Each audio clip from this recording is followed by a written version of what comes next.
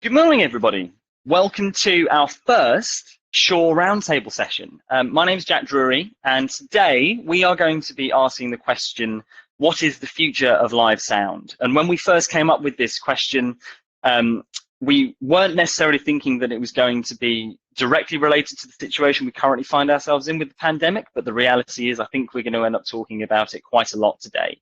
So to help us go through that question, we've got 6 panelists who are all experts in their fields and come from various different backgrounds in the industry. And in a moment, I'm going to invite those panelists to introduce themselves. But before we do, I just want to do a little bit of housekeeping. So we have got a little bit pressed for time. We've got quite a lot that we want to get through, but we will be taking questions and there should be time for some Q&A at the end. So you should be able to ask questions in the Q&A function, which is in the right-hand side of your screen. If we do encounter some bandwidth issues with the BlueJeans Primetime service, BlueJeans Primetime will prompt you to engage a low bandwidth mode, so keep an eye out for that if it comes up. And just bear in mind that we are all working from home with our home internet services, that we've done our best to fortify against spouses and housemates and household pets and things of that nature, but we are ultimately a slave to the to the internet providers that we have access to. At that point, I would like to introduce the panelists that we have. So if I can go around the panelists, I'll call your name out, and if you can just give us a very, very brief idea of who you are and what you do. So we'll start with Bryony. Hi, I'm Bryony. I mix front of house sound. I've been doing it for over 20 years. Fantastic. Thank you, Bryony. What are some artists that you've worked with? Anyone in particular that of note? At the moment, my main artist is Katie Melua. But I work with a huge range of. I work with a lot of female-fronted, different genres, but lots of female-fronted acts. Thanks, Bryony. Next, we'll come to Mike Woodhouse. Hello, everyone. I'm Mike Woodhouse. I'm a London-based front-of-house engineer. I've been touring for over a decade. Notable acts being Catfish and the Bottom Brain Cart and the Rattlesnakes, the Amazons, the Hunter, Dodie. Bunch of them, a lot of rock, a lot of indie. Amazing, thanks very much, Mike. Next we'll have Matteo. Hi everyone, it's Matteo Cifelli here. I'm a sound engineer and producer, and since I moved to the UK 12 years ago, I run a studio in London, and I do work as a front of house engineer, and my customers are at the moment, I work with Will Young, Tom Jones, and Jess Glynn. Amazing, thanks, Matteo. Next, we'll have John. Hi, my name's John Burton. I'm a sound engineer. I have been primarily front of house touring engineer, but I've done monitors as well. My main clients, I did Prodigy for 15 years, and last year I spent most of the time doing Biffy Clyro. But I'm the lucky one. I actually took a proper job 11 months ago, and I'm currently a lecturer at the University of Derby, but I was still trying to actively do gigs this summer. Amazing, thanks very much, John. And Tuomo. Hey everybody, I'm Tuomo. I'm the only one here who's actually not currently a live sound engineer. I work for Shure, and I've been there for 14 years, or a little over. I head up our European team, and I get involved in all sorts of events, radio coordination, training, talking about new products, technology, etc. And I've had the pleasure to work with all these wonderful people on this panel as well. Brilliant. Thanks very much, everybody. Now, those of you that can count will note that I said 6 panelists and we only have 5 currently. So our last panelist, Freyya, is having a few problems getting onto the call. So my colleague Pepe, who is moderating the call, is currently helping her try and get on. So as soon as she arrives, we'll introduce her and then bring her into the conversation. But what I'd quite like to do, because we've got quite a lot to get through, is kick things off and get going. And this is obviously a big topic, the future of live sound, especially in the world which we live at the moment. And the question that we're going to start with, and I think that will allow us to cover a lot of ground, is do you think we will see any permanent changes, positive or negative, to the live music industry as a result of the pandemic? So that's a big question. I think panelists, feel free to come in on this, but Bryony, if you could start us off with that, please. Do you think there will be any positive or negative changes to the music industry as a result of this pandemic?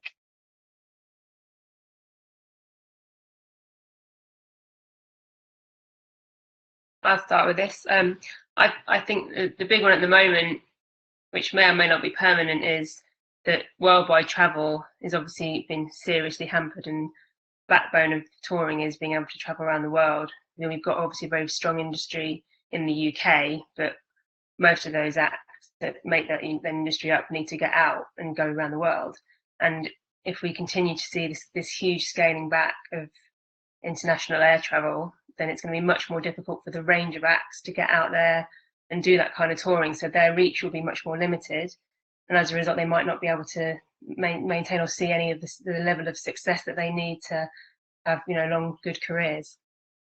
Bryony, if you think about the artists that you work with, how much of those tours would you say happen within the European bloc? How much is it in the US? How much is it in the UK? Like, could you go and roll out a tour that just did the UK for Katie Melua, for example, and you know, that be a reasonable tour and make some money?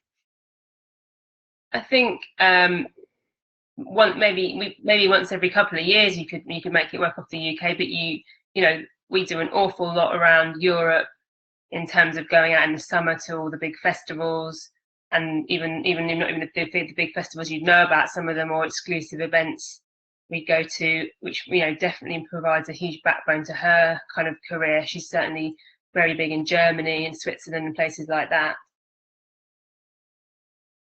Amazing. Matteo, I know that you have got some specific thoughts on how travel is going to be affected and how travel is going to change the way that this works. What are your thoughts on any positive or negative changes that may come as a result of the pandemic with travel in particular?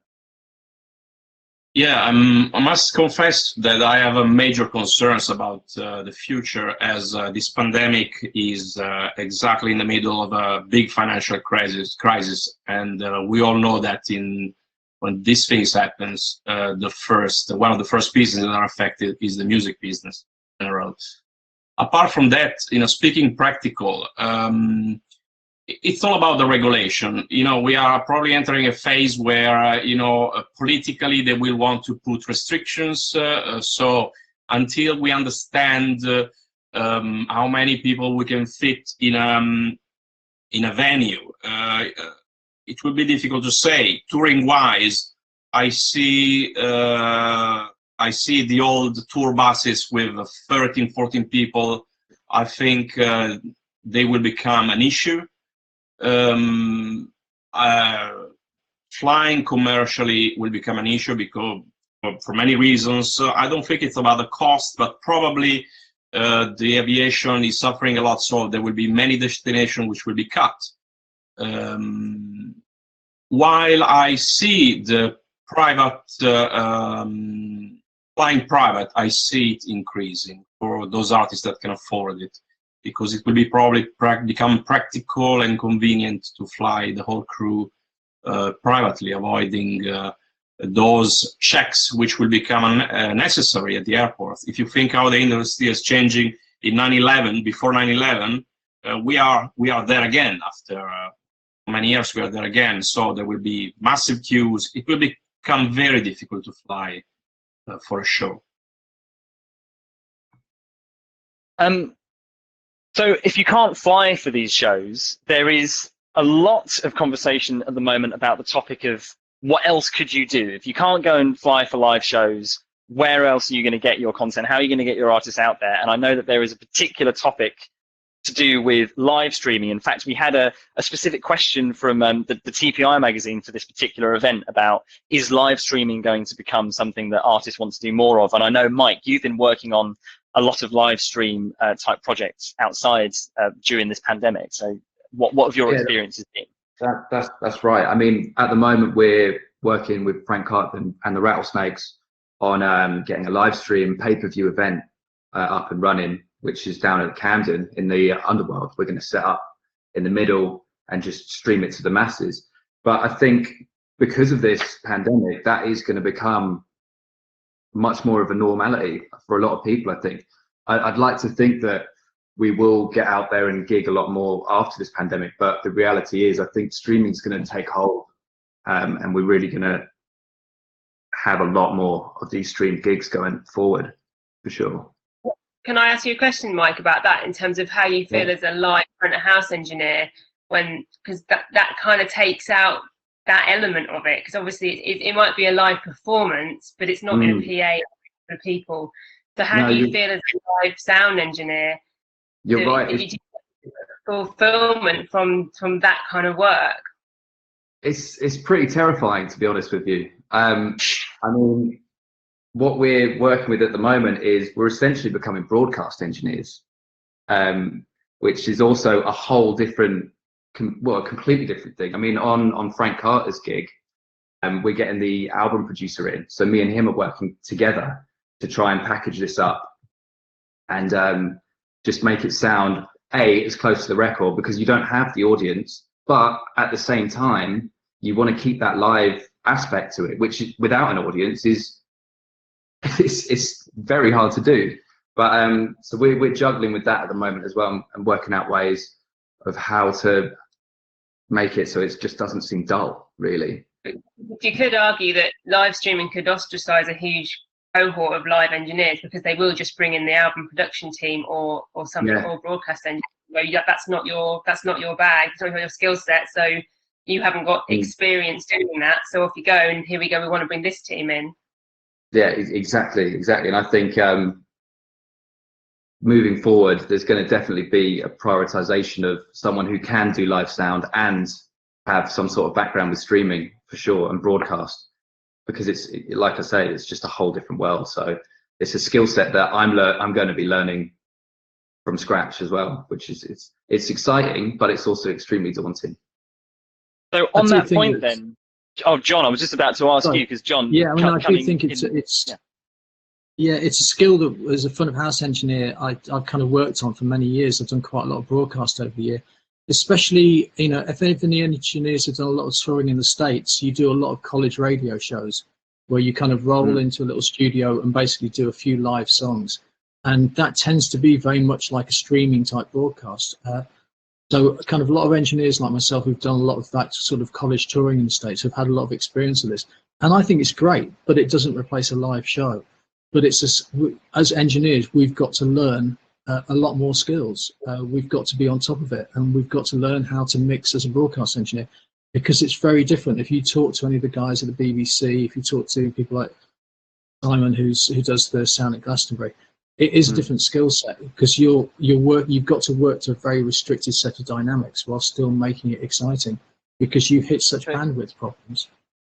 So as an educator, John, working obviously currently at Derby University, has that conversation come into the way that are your students asking you that question? Are they asking more questions about broadcast and live sound, or is that way far off? It's something that I've always been sort of brought to them anyway. I mean, we teach on a very mixed degree course. We teach sound, light, and video as well.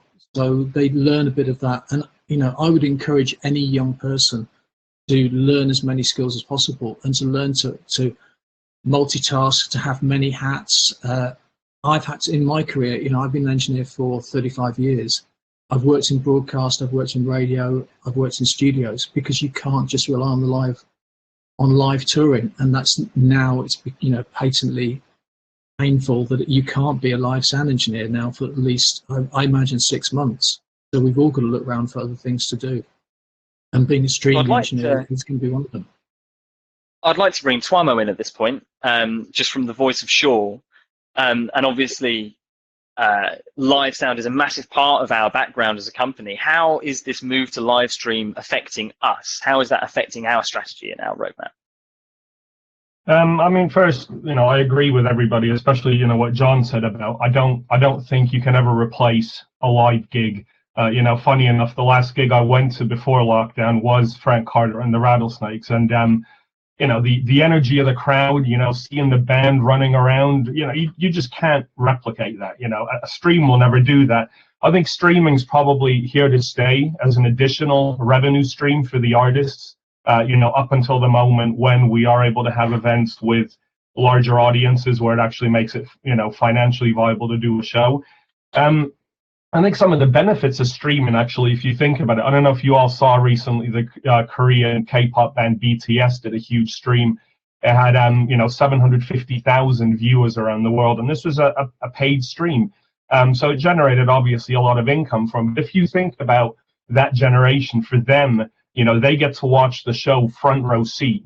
There's no, sitting in the back of the venue. So I think for maybe the younger generation, streaming, if I think about my kids, they're regularly on tablets and phones, and it's probably something that appeals a bit more to them, but I still don't see it replicating live shows. You need that, you want to feel that kick drum, hit your chest and feel the energy of the crowd, and you just can't do that through a tabloid.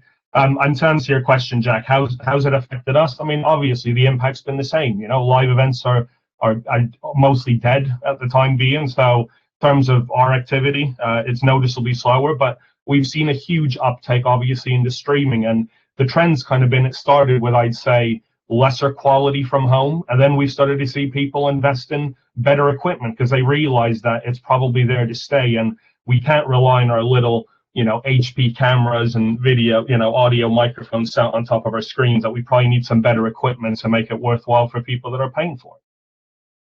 Amazing. Thank you, Twimo. Now, I just want to introduce Freyya, and it looks like Freyya has been able to join us. Freyya, can you hear us? Excellent. Fantastic.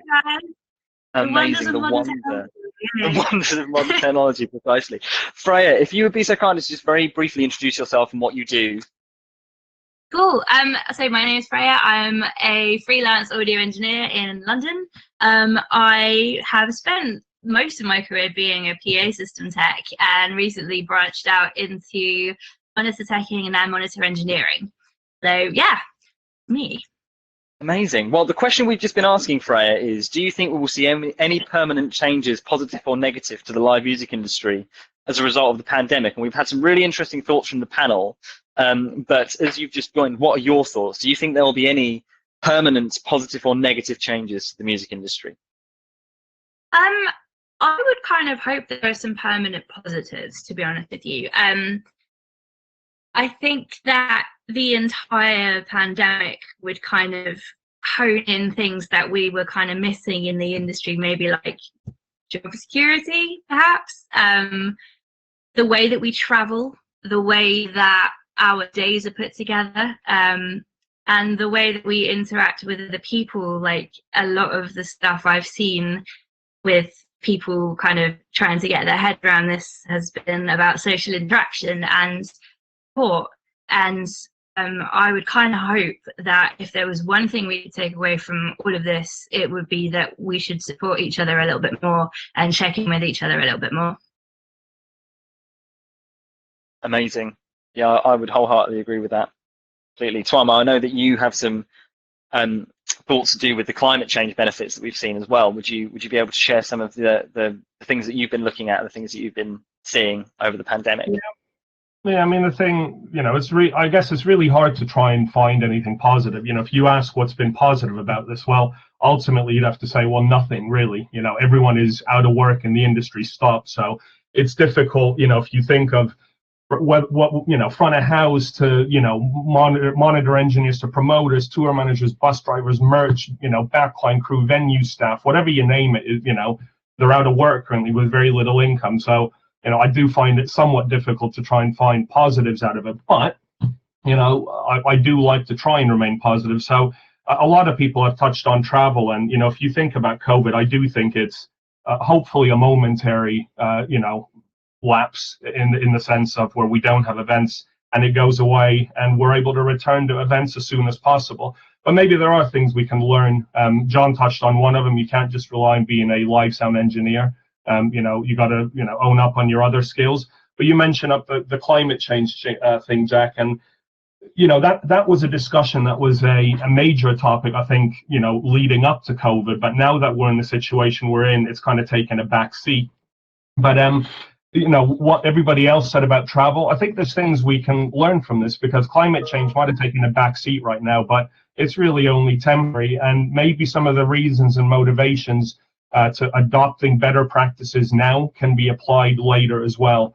I think, travel to venues, we've talked about the carbon footprint of touring. That was already scrutinized before pre-COVID. So maybe this situation has actually shown that, and emphasized the need to accelerate some plans to do differently. So I can't tell you what that's going to be. Matteo's touched on some of them. Ultimately, you still have to get on a plane and, you know, haul a PA system around the world. But, you know, if we think about some of the other challenges in the world, you know, such as climate change, maybe there are some things that we can learn from the current situation, and, you know, maybe apply it to the years that are still ahead, and maybe, you know, maybe it helps reducing the effect of some of the other, you know, disasters that might be heading our way.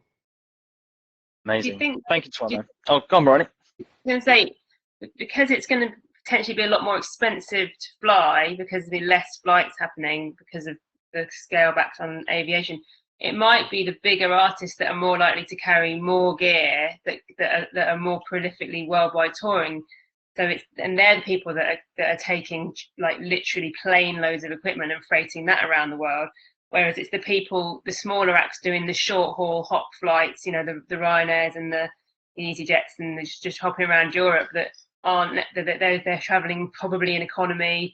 They're traveling on a kind of more as climate friendly as you can make air travel, although it obviously isn't. They're the ones that aren't contributing to it as much as these big behemoth acts who are carrying, you know, trucks and trucks of stuff. That's okay. One thing I'd say, there's not actually, I don't think there's actually that many big acts ever touring at one time. I mean, if you look at the summer festival season, there's not that many big acts out there. It is just lots of people getting on. You know, we've all been to airport check-ins, and it's lots of people getting on flights with the minimum amount of equipment and carrying. My greatest worry is the fact that this has hit the promoters really hard, and they're the ones who are going to try and claw back the money, and it's going to hit all our wages. And there's going to be a huge, when we come back, I think this is going to be the biggest problem, is that somebody will want to lower the costs of touring. And the most obvious way of that is by paying the artists less, and by paying and because the artists pay us, our wages going down. And I think that's the greatest worry that's going to come out of this. Now, I know that is a big topic at the moment in our industry. There's been some interesting things come to light over the last few days about staff and engineers being asked to go out for less money. I'm just going to ask this as an open question to the whole panel, and just ask if anybody has come into contact with that personally over the last few weeks, if you'd be happy to share, and what that experience was like, and then what that challenge means for obviously established talent in the industry, but also talent entering into the industry as well. Is there going to be some effects over there? So that's an open question to the whole panel, if anyone would like to come in.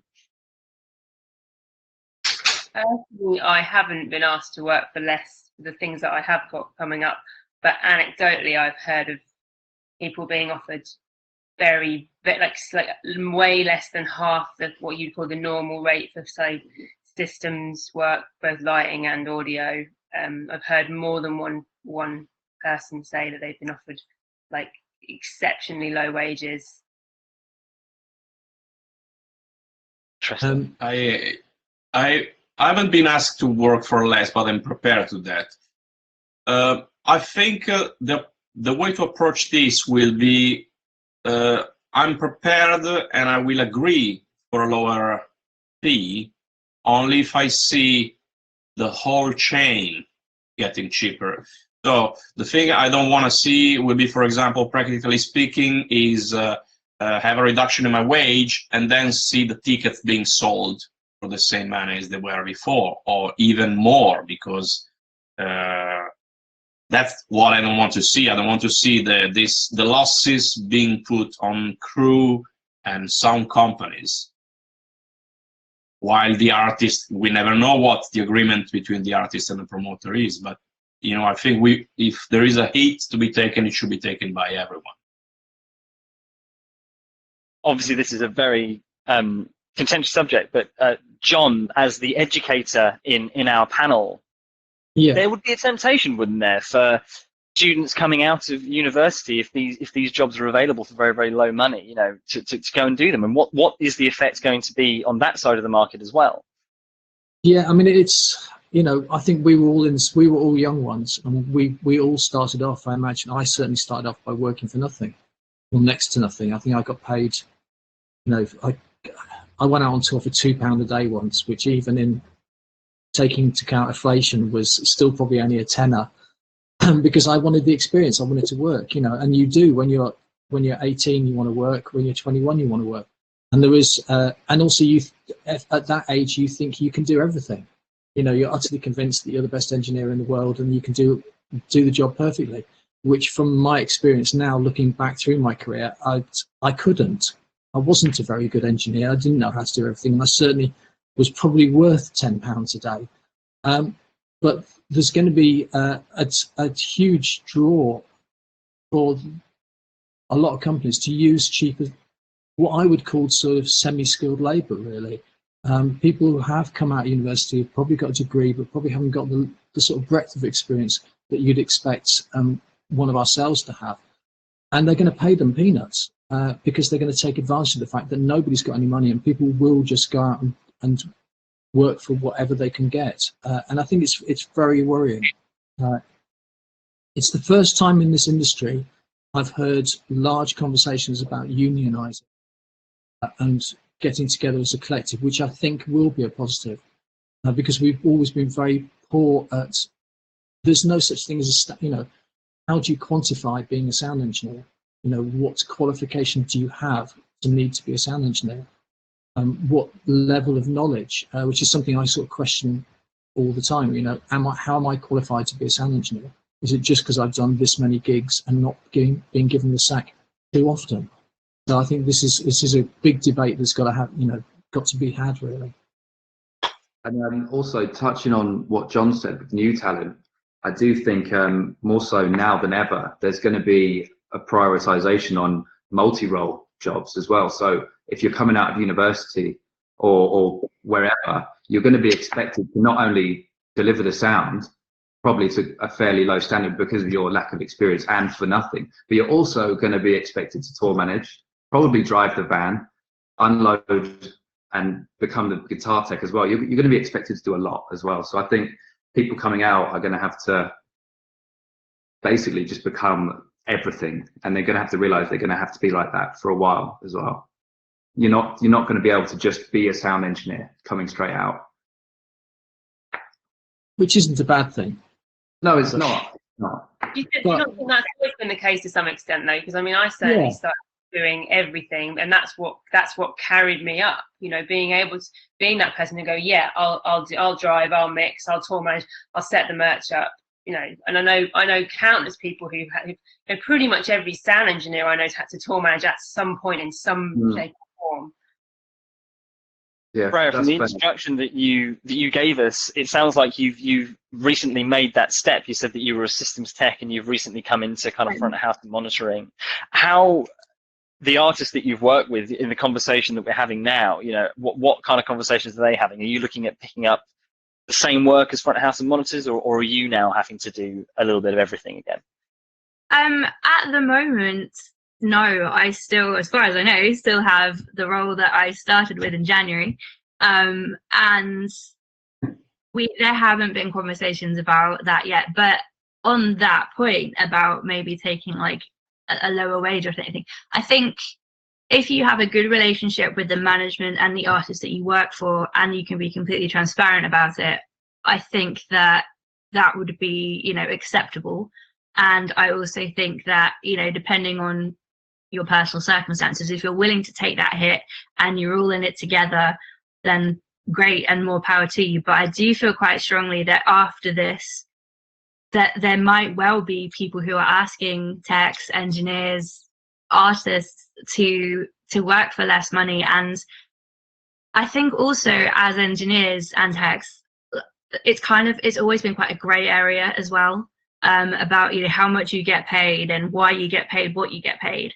And I think it would be really detrimental to the industry if these conversations weren't transparent, and also if people just assume that you're okay with earning less money without having that conversation.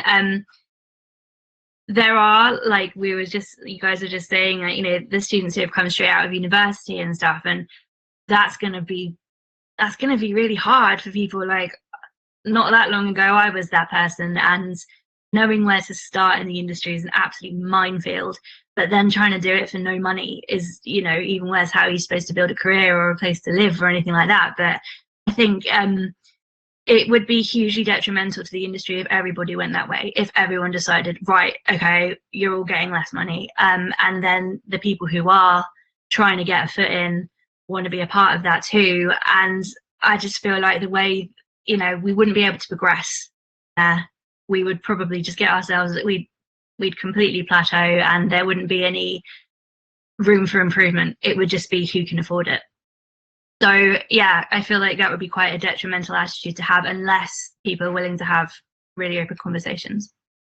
I think one of the keys to this is transparency of wages. One of the things this industry has never had is sort of, someone mentioned in the chat about other industries like films. There's a rate card, and Bectu, who are one of the unions that are sort of loosely associated with our industry, are trying to push for a rate card in the live industry, because we never discuss wages. And I've been played off against other engineers in my touring party on numerous occasions, even for artists that I've worked with for more than 10 years. They're still playing me off, you know, and people don't like you to tell people, you know, nobody really discusses how much they actually get. So if you say to, you know, one person's idea of how much a job is worth is very different from another person's idea. So some kind of indication in the industry would be really healthy, you know, that, because it's the worst conversation. One of the things that I teach the students, and I've done it for many years, the hardest thing you've got to learn is how to set your wage and get it. That is the hardest lesson that I can teach anyone in this industry, is how to answer that phone call and say how much you should be charging, trying to judge what it is you're doing and how much you should get for it. And it shouldn't be that difficult. And it certainly shouldn't be below minimum wage. None of us should be working below minimum wage.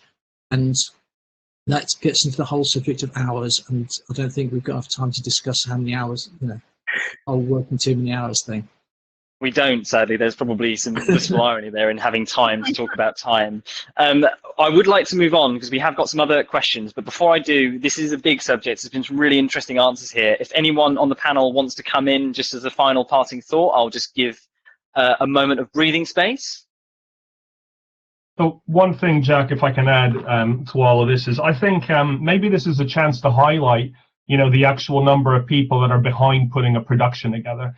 We've seen this, you know, as we've been trying to get awareness from the government, you know, for a financial backing, is they really have no idea. You know, everyone focuses on the artist, but, you know, as we saw with the campaign today, you know, how many bands have come out and said that, you know, it's all the people behind the scenes that make it happen. So maybe this can be used to raise awareness and help, you know, up and coming aspiring engineers getting into the industry. I mean, I remember speaking for myself when I was in university in Seattle in the mid-90s, and, you know, working in live sound, and I wanted to be a live sound engineer. That's all I really knew. I didn't realize there were other roles, and it was this huge industry, and there's all these different possibilities, and you learn that over time. So maybe it's just an opportunity, together with, you know, rate cards and publishing some of these jobs, to make it a little bit more apparent to everybody, you know, the number of people that actually, you know, work in the live sector. Exactly. And I think just on that point, just very, very briefly, if you haven't seen the excellent work Plaza have done with the We Make Events campaign that they've put out, I would recommend that you go and have a look at it. Plaza, I think it's plaza.org/We Make Events. There's some fantastic stuff they're doing to lobby the government at the moment. So yeah, I think it's good that we point that out. But I would like to move on, if that's okay, because we are at 35 past the hour and there are some excellent questions still to go through. So I'd like to turn now to events coming back. So we're you know, out of the other end of this thing. I don't know, some voodoo's happened and COVID's gone away. We're able to put shows back on again. What's that going to look like? How's it going to go? And I'd like to start with asking a question to Matteo surrounding equipment specifically. So how do you think technology will have to change to adapt to the needs of the engineers after this pandemic? I mean, are we all going to, as engineers, be worried about going up to, you know, the same Digico SD9 that everyone else has used at an event or a festival? Or, you know, is there some onus on the manufacturers to make things more hygienic? And I know that, Matteo, you've got some really interesting thoughts on this. So I'd like to come to you first, if I may. I don't see any big changes in the in the beginning at least, when we will restart the shows. I don't see any big changes happening. Oh, it's all about the budget, obviously. If the budget will be restricted, we will have we'll be obliged to take a smaller console, less lights, less LED. But I don't see this this pandemic connected to a big change in the technology, at least for a live show. What I think in the long term will happen, goes back to the streaming topic, is that if the habits of listening to music will change, and this will be driven by the young generations, we will probably see different way of listening to the shows. So technologies like virtual reality will be introduced to see shows. We will have probably departments added to a live show, dedicated departments for streaming or immersive audio, even if we have been doing immersive audio since the 70s. You know, Pink Floyd were doing immersive audio, what we call now immersive audio. I see this being developed, but not very soon. It will take some years before this happens, I believe. Okay, so you think that also because we will need technology... internet connectivity everywhere, and Elon Musk is working on it. Wicked. And what about the rest of the panel? Is technology going to have to change? Is the model going to have to change, Mike? I do think that, I don't think it'll change that much, but I do think from the pandemic and with the increase of streaming, I do think that will become more of a tool to be used when we do live shows. For example, a festival might go on and, well, not a festival, just a gig. And at the same time, you might want to do a pay-per-view event with it as well to bolt it on, just to generate a bit more cash. And with that, you could implement broadcast tools into the live desks, for example. So the technology within the desk could improve as well. I mean, while I've been doing the streaming stuff, I've found out there's a new thing called LUFS, which is like DB, but it's a whole different thing for broadcast. So maybe they'll start incorporating LUFS into a desk so you can actually see what your broadcast levels are. So when you give that to a production company who stream it out live, that could help progress it forwards. And that way you have your live show as normal, but then also you've got the streamed event, how it's intended for live. I can see we've been recording shows, and particularly, I mean, Prodigy, we recorded every single show, and a lot of it was used for videos afterwards. But it's so easy now. You know, when I started, recording a show on anything more than a cassette was virtually impossible. Now you just take a Dante feed into a recorder. You know, most of the desks you can stream straight to a USB stick, but you can also stream to anything else. And I think as engineers, we're going to be asked to provide two sets of mixes. I think we're going to be asked to provide broadcast mix and a live in-show mix. And the bigger tours will have a second engineer who does that. But most tours, I think that you're going to be doing two lots of mixes, and it's going to be going up, and there'll be someone, you'll probably have to do the cameras as well. We'll all have to start to learn how to use this technology. The good thing is that the technology has advanced so quickly and so fast. The fact that we can now, we can now do separate mixes quite easily from the same console, or stream them into a second console and do it from there. I can see a lot of situations where we're going to have two desks at front of house, all both operated by the same engineer. One's doing the sound in the room, one's doing the broadcast sound. And I think it's going to be. But I think also you have to remember, a lot of people don't go to gigs. A lot of people, it's not the same audience, I think, who are going to consume this. A lot of people I know, they're not interested in, they would never go to a gig. They never go to a gig, in any of the clubs that we would go to see a live band, but they'll download a live stream and watch it in their front room and pretend they went to gigs. Freyya, do you think that is do you think that's a bright and sunny future for us, downloading live stream gigs that you've mixed? Are you looking forward to? I think it's loads more work and we won't get any more money. Sorry. Freyya, please come in. Oh, that was a surprising comment. I think as controversial as this may sound, I think that the only way we can actually do gigs again is when it's safe. And when it's safe, there won't be things that there won't be precautions we can take anymore because we don't need to do it. Literally, we can't run this industry while we're still confined by COVID. It doesn't work. So, you know, technology changing, it shouldn't have to. For me, it's quite black and white. We can do gigs or we can't. There isn't there. And I mean, in terms of some things we can do with technology, and maybe the hygiene thing might be, you know, a bit of an after, you know, a hangover from it, as it were. I noticed at the start of it all, people being like, "Oh, are you cleaning your mics? Are you cleaning your packs?" It's like, why aren't you doing that anyway? Hopefully more people do that now. That would be helpful. But yeah, I mean, fundamentally, the crux of all of it, I do personally believe that until it's safe to do so, we can't, you know, gigs can't happen.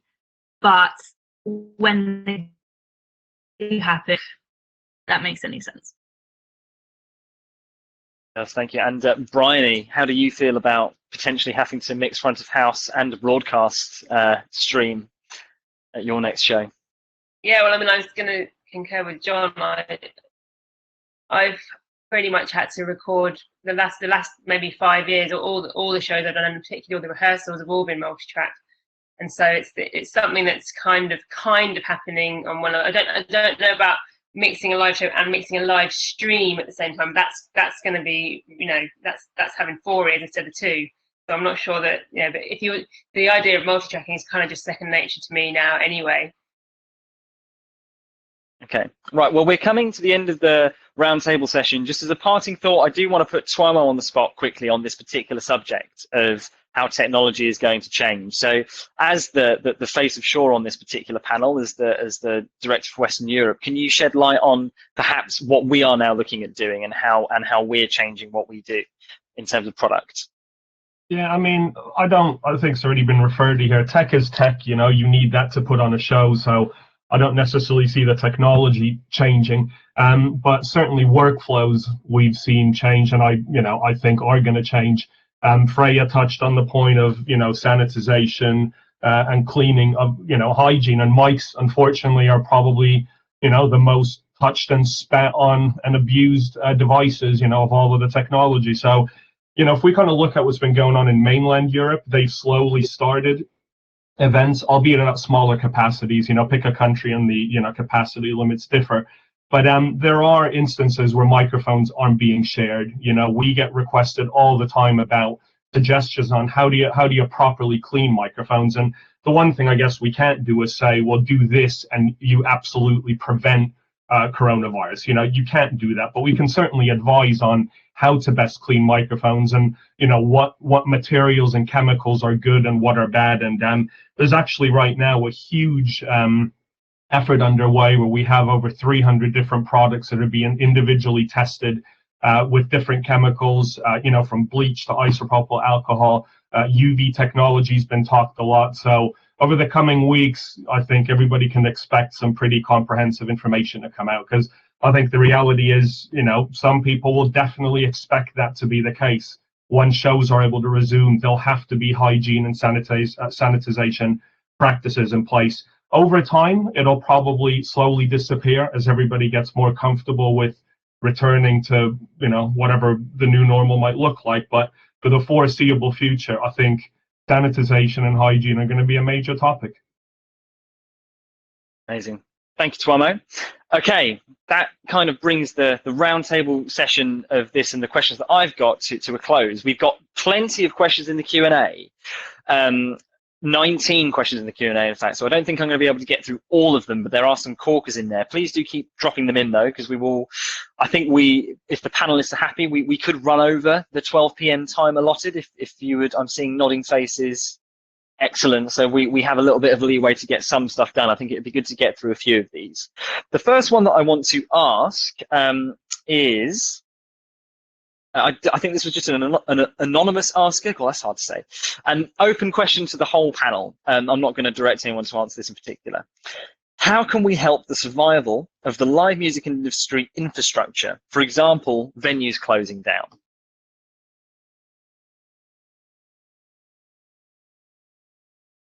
I don't think we as engineers can.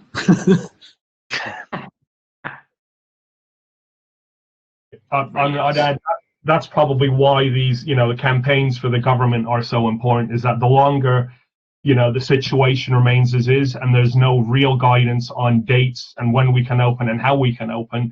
I mean, this week alone, we've seen some terrible news from the theater community, with theaters having to let go, large numbers of staff. And ultimately, I think the only thing we can do is collectively as an industry shout as loud as we can, write letters to our MPs, make it known to the government that they do really need to act.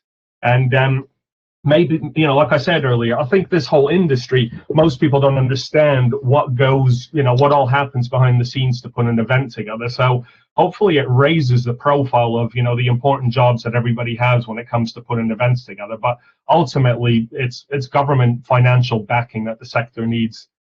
Especially if the current situation lingers for longer than we want it to.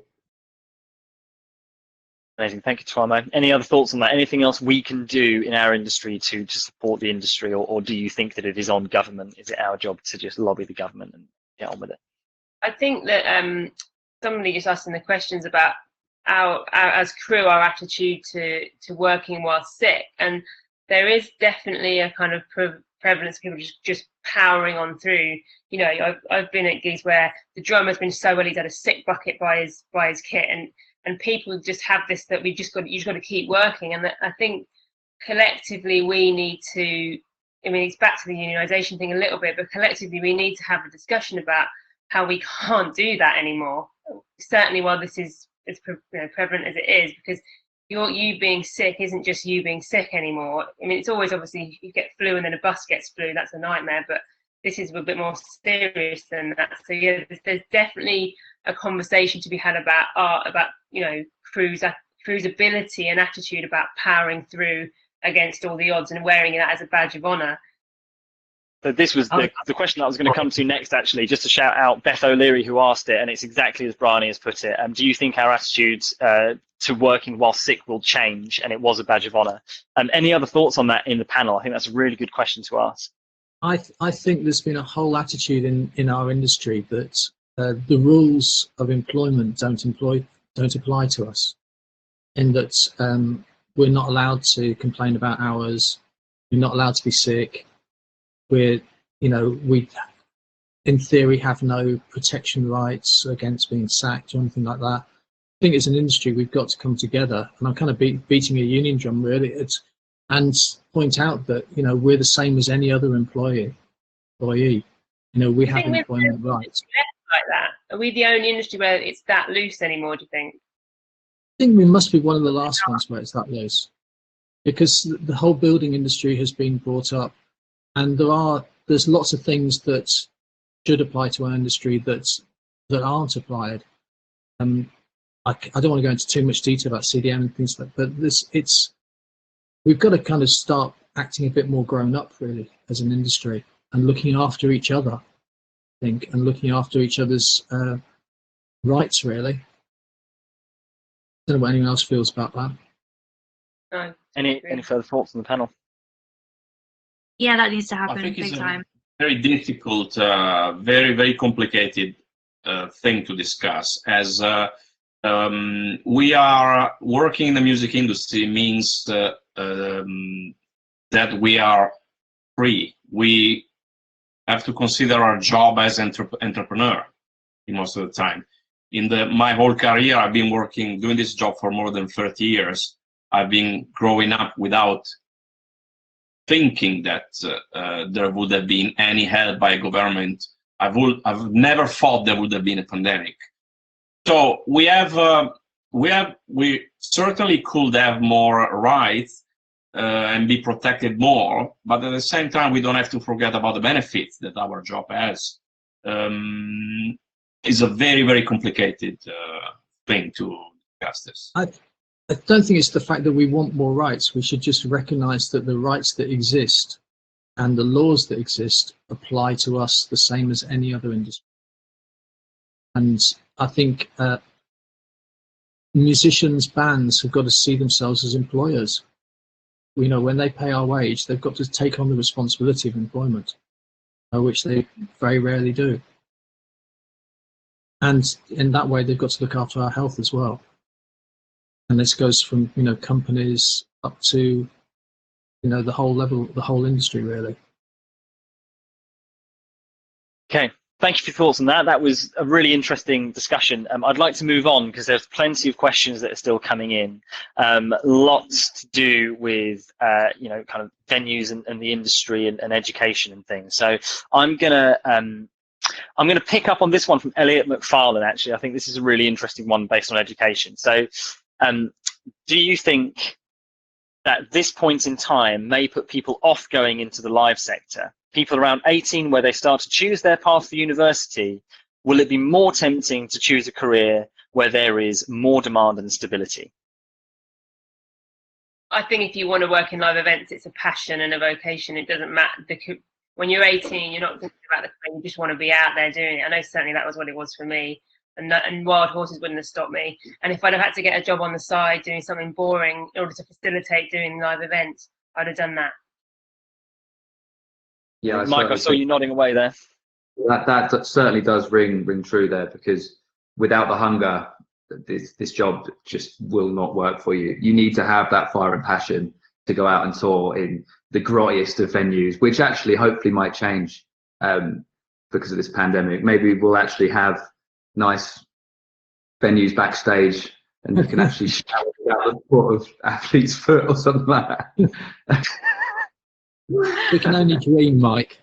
I know. But yeah, I do think regardless, if you've got the hunger to do this, you'll still persevere.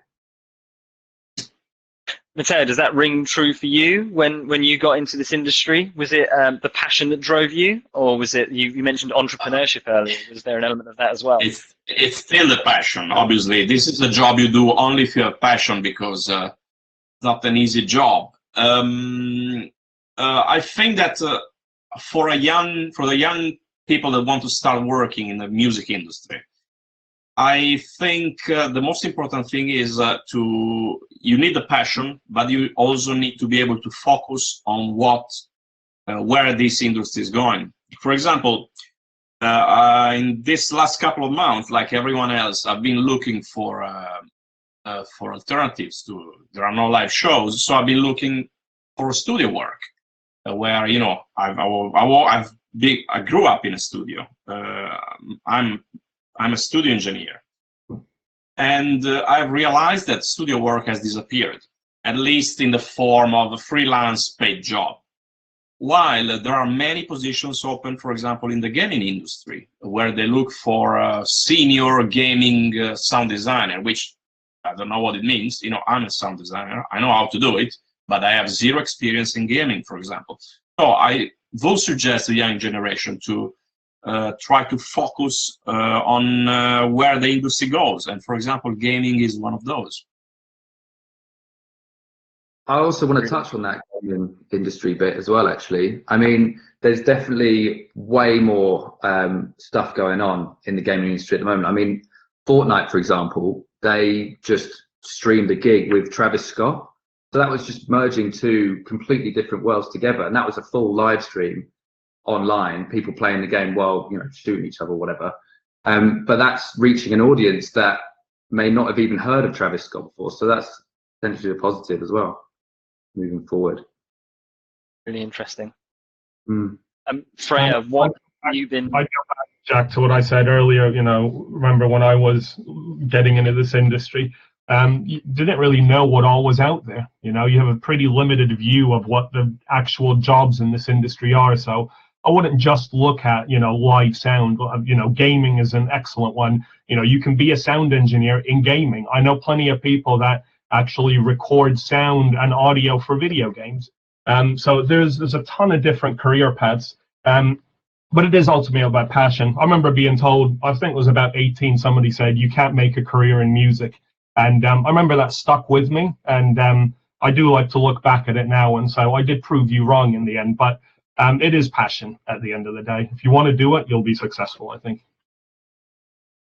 Freyya, just going back to the subject of, you know, other revenue streams and things that people have done to make money outside. Matteo mentioned gaming. Mike's also said gaming. I think you've been working on some stuff outside of this pandemic as well, haven't you? There's been some projects on the go. Yeah, I'm very involved with my current artist's management, native management, and basically over the course of the last few years, some of their artists have commented on the fact that there are, one, very little women in the music industry behind the scenes like we do, and two, not that many Black women in the industry either. And it's been an ongoing narrative that they've had for the past few years. And we have everything right now. So we've got together and they've asked me to be involved, and we're basically currently in the process of writing and about to be teaching a course currently aimed at getting more young Black women into the industry, but also focusing on education. I think that is a huge part of this industry that is actually lacking quite a lot, especially from a current place, if that makes any sense. I don't know about you guys, but when I went to university, I was sold on the fact that my lecturers were still in the industry, whereas other people's lecturers were ex-industry. And you will know how quickly things move within this industry, technology, people, all that kind of thing. So that's what we've kind of been doing with our downtime the past few months. I think for all of us, it's super important that, you know, education's at the forefront of it. And like we were touching on earlier, having that multi-tech kind of role, being given that as an opportunity to start with a foot in the door in the industry is really important. So our aim is to give these girls, it's going to be a brief overview, because Lord knows we can't teach the entire music industry sector in 12 weeks, but, you know, to kind of give them a brief overview of what we do and what it means to be part of the crew on a tour, and what our responsibilities are, what our roles are. And yeah, I really think that, again, like I said, this industry is lacking positive education from a good place, as opposed to lots of other people's opinions and arguing over who's got the best console or whatever. Like, I think we do ourselves a disservice by not being those, you know, by being those people and not being forthcoming with our experiences and the knowledge that we already have. So yeah, that's what we've been up to.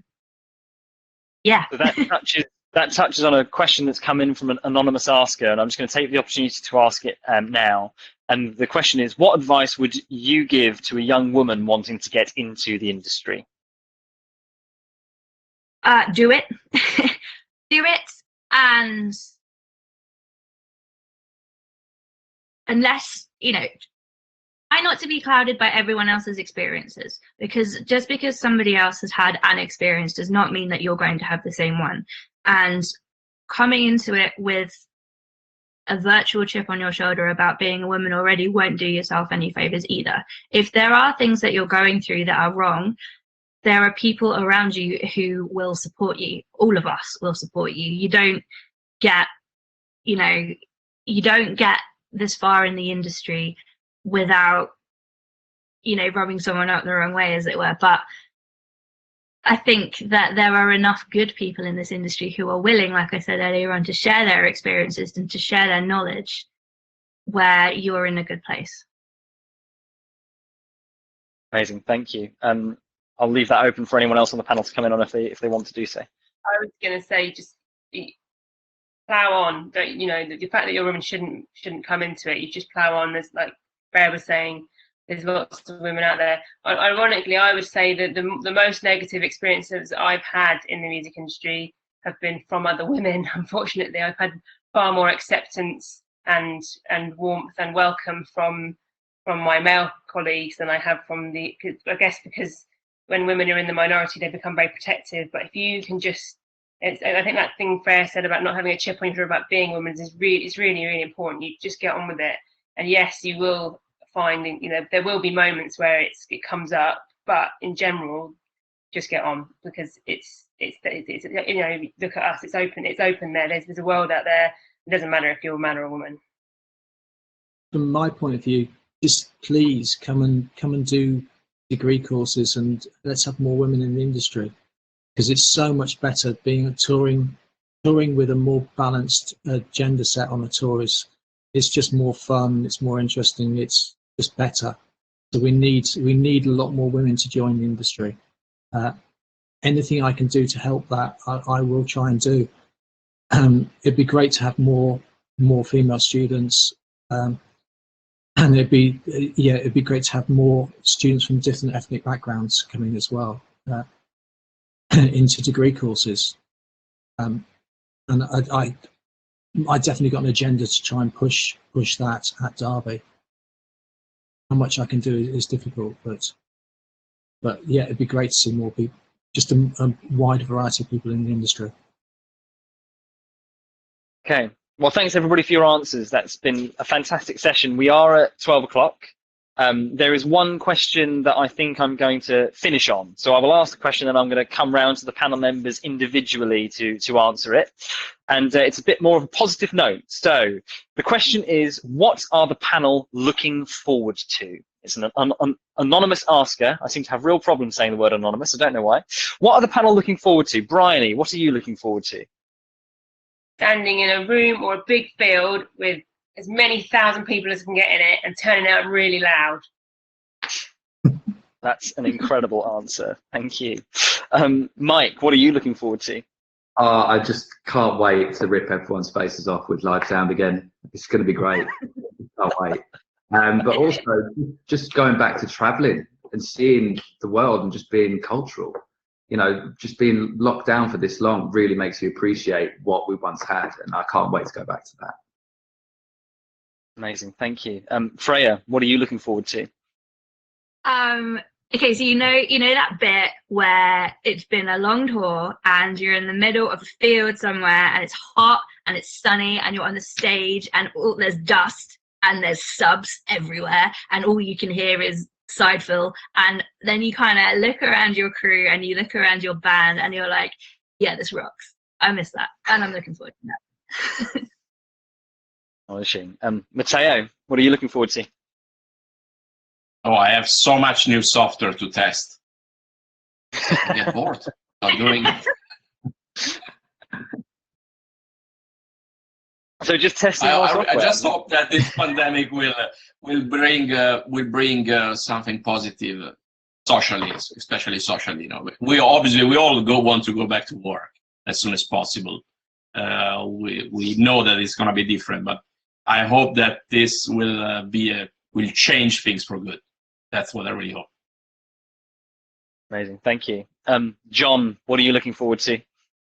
Not talking to a very small camera just there.